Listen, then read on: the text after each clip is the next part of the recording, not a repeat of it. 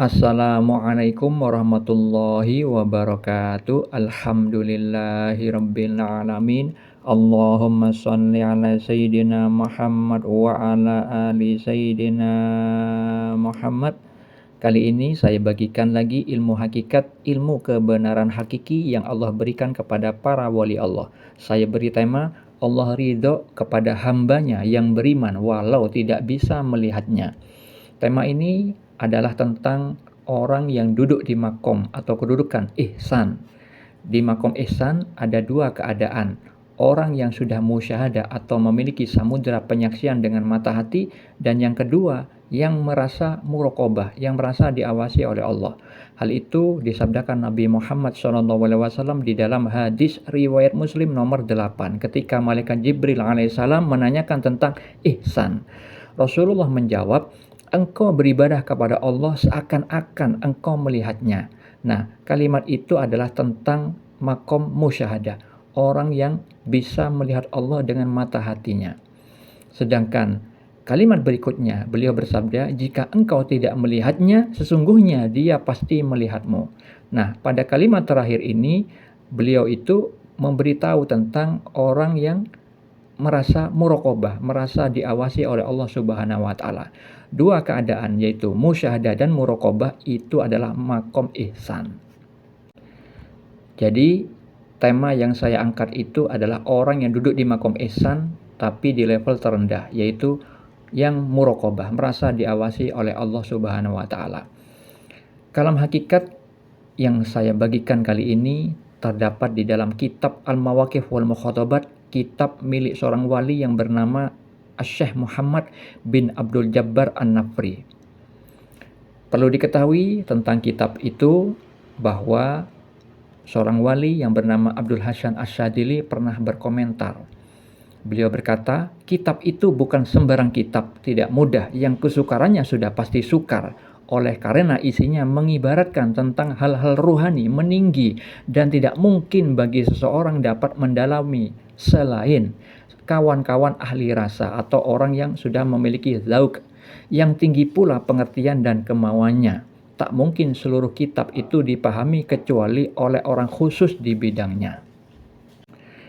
Itulah pendapat beliau, seorang wali yang mengatakan bahwa isi kitab Al-Mawaqif wal Mukhatabat itu adalah ilmu-ilmu yang tinggi, karena kalam hakikat itu adalah kalam kebenaran hakiki dari Allah langsung yang diberikan kepada wali yang sudah memiliki sir, yang sudah aktif, yang sudah musyahadah, memiliki samudera penyaksian dengan hati, yang mana musyahadah itu adalah penglihatan dengan kekuasaan Allah.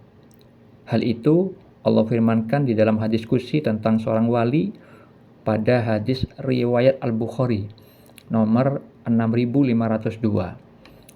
Aku yang menjadi penglihatannya yang ia gunakan untuk melihat. Nah, seperti itu ya, tentang musyahadah.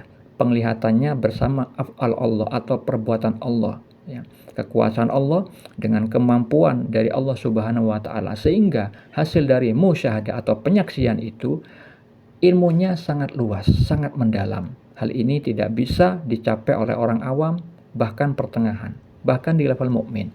Oleh karena itu, perlu disimak sampai akhir agar mengerti seperti apa sih kalam hakikat dari al-haq itu, dan seperti apa rumitnya untuk memahami kalam hakikat dari al-haq tersebut. Di dalam kitab Al-Mawaqif wal Mukhatabat tersebut, Allah berkalam hakikat.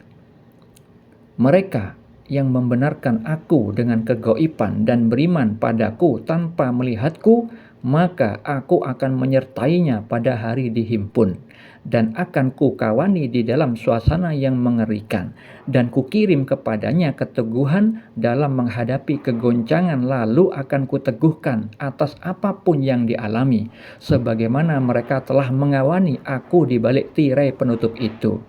Itulah kalam hakikat atau kalam kebenaran hakiki dari al-haq, yaitu Allah Subhanahu wa taala, yang mengandung makna tersirat. Jadi kalam hakikat itu tidak bisa diartikan secara harfiah, secara tekstual, itu tidak bisa. Dan orang memahami ini harus dari Allah Subhanahu wa taala, tidak ada kamusnya, tidak ada penjabarannya di kitab tersebut. Oleh karena itu, saya akan jabarkan seperti apa sih menjabarkan kalam hakikat dari Allah Subhanahu wa taala. Tentunya harus mengetahui juga bahwa kalam hakikat itu tidak mungkin bertentangan dengan Al-Qur'an dan As-Sunnah. Untuk bisa mudah dipahami, saya jabarkan, saya maknai dengan saya bagi dengan beberapa part, ya, dalam beberapa bagian. Pada kalimat mereka yang membenarkan aku dengan kegoiban dan beriman padaku tanpa melihatku. Itu maknanya. Mereka orang yang beriman kepada Allah yang maha goib, yang tidak terlihat dengan mata lahiriah. Pada kalimat berikutnya, maka aku akan menyertainya pada hari dihimpun. Maknanya, maka karena keimanan mereka itu, Allah akan menaungi atau menyelamatkan mereka pada hari kiamat. Pada kalimat berikutnya, dan akan kukawani di dalam suasana yang mengerikan dan ku kirim kepadanya keteguhan dalam menghadapi kegoncangan, lalu akan ku teguhkan atas apapun yang dialami. Maknanya, dan Allah akan merahmati atau menolong mereka di saat hari perhitungan dengan memberikan keteguhan iman dan ucapan yang teguh, yaitu dimampukan menjawab dengan benar semua pertanyaan yang diajukan malaikat di saat hari hisab. Kalimat berikutnya, sebagaimana mereka telah mengawani aku di balik tirai penutup itu. Maknanya, dikarenakan mereka tetap bertakwa kepada Allah yang maha gaib walau tidak nampak bagi mereka. Itulah makna dari kalam hakikat tersebut. Untuk mengetahui kebenaran hakiki atas penjabaran yang saya sampaikan tadi, maka caranya adalah melihat dengan tolok ukur kebenaran hakiki pula, yaitu Al-Quran dan As-Sunnah.